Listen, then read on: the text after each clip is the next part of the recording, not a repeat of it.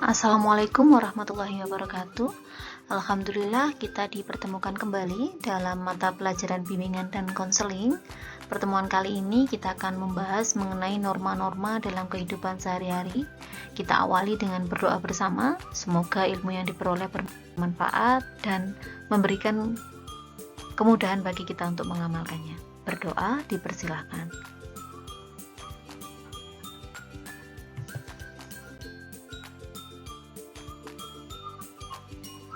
Terlebih dahulu kita akan memahami kosakata norma. Di sini ada 3 rangkuman untuk definisi norma.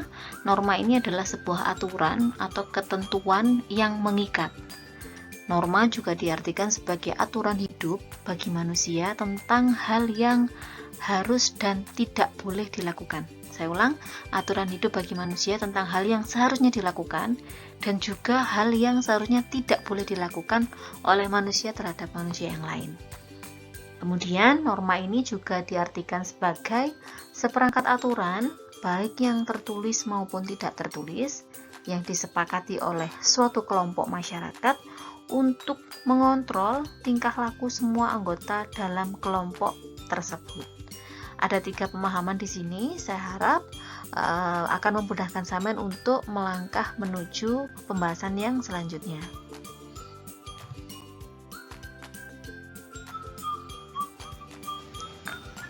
Kita akan mempelajari mengenai macam-macam norma dalam kehidupan. Di sini ada 4. Yang pertama adalah norma agama, di mana merupakan peraturan hidup yang diterima sebagai perintah-perintah, larangan-larangan, dan ajaran-ajaran yang berasal dari Tuhan dan bersifat mutlak. Berikutnya ada norma kesopanan. Ini yang berhubungan dengan pergaulan manusia dalam kehidupan sehari-hari. Ada lagi norma kesusilaan. Ini berasal dari suara hati nurani manusia. Dengan mentaati norma ini, maka seseorang akan terlatih untuk membedakan hal yang baik dan buruk. Terakhir adalah norma hukum. Ini peraturan mengenai tingkah laku manusia dalam pergaulan masyarakat dan dibuat oleh badan-badan resmi negara.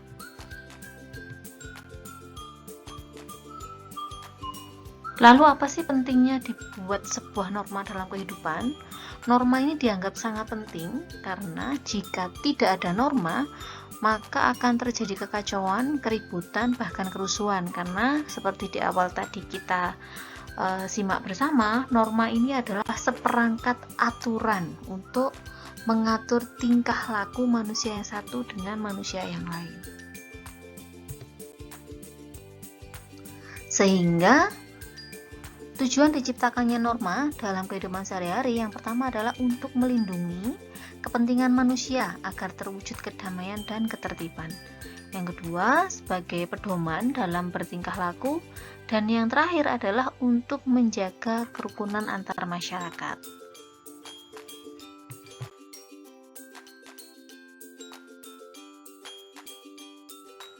Berikut ini contoh-contoh pelaksanaan norma-norma dalam kehidupan sehari-hari. Dalam norma agama, contohnya adalah beribadah sesuai dengan perintah dan menjauhi setiap larangan dalam agama. Untuk kesopanan, di sini menghormati orang tua, berbicara sopan dengan orang lain, menghormati bapak ibu guru. Untuk norma kesusilaan, di sini bersikap jujur, tidak mencuri, dan berperilaku positif. Dan yang terakhir adalah norma hukum. Contoh nyatanya adalah mematuhi aturan lalu lintas. Ini beberapa contoh yang saya berikan. Contoh-contoh yang lain masih banyak. Kita akan bahas ini menjadi sebuah tugas. Namun sebelumnya kita akan simak terlebih dahulu.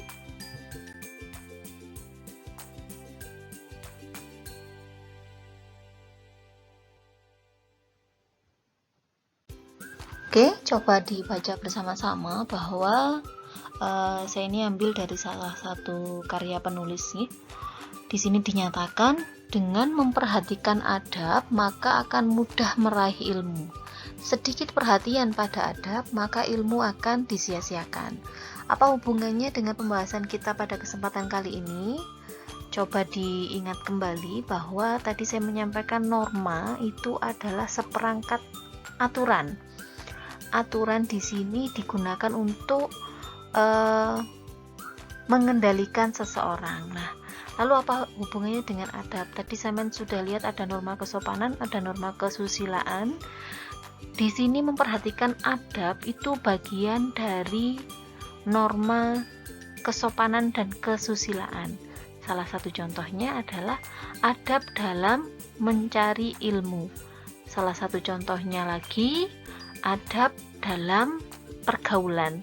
Jadi seseorang itu misalkan ingin meraih sebuah ilmu, yang pertama kali diperhatikan adalah adabnya.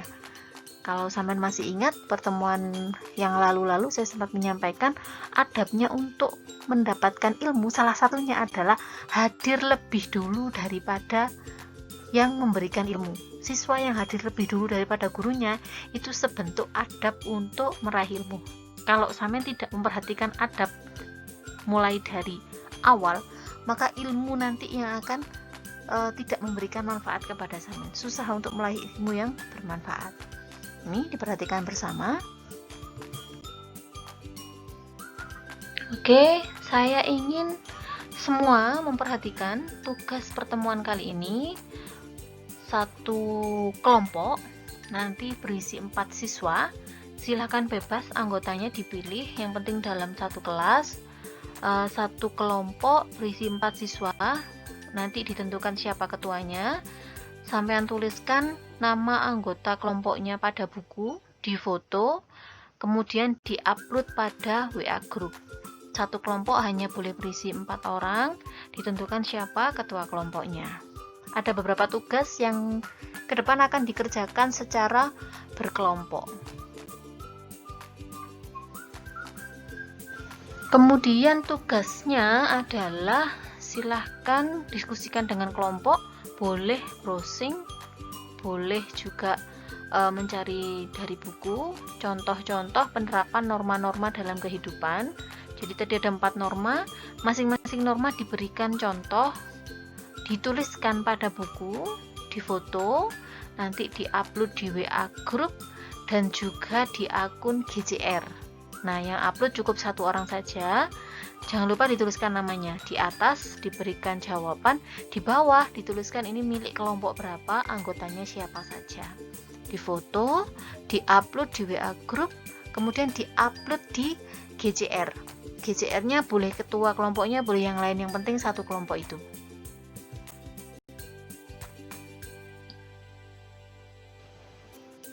Alhamdulillah kita sampai pada akhir pertemuan untuk kesempatan kali ini. Semoga ilmu yang diperoleh bermanfaat dan sampean semua tetap menjaga semangat untuk belajar. Saya akhiri pertemuan kali ini. Wassalamualaikum warahmatullahi wabarakatuh.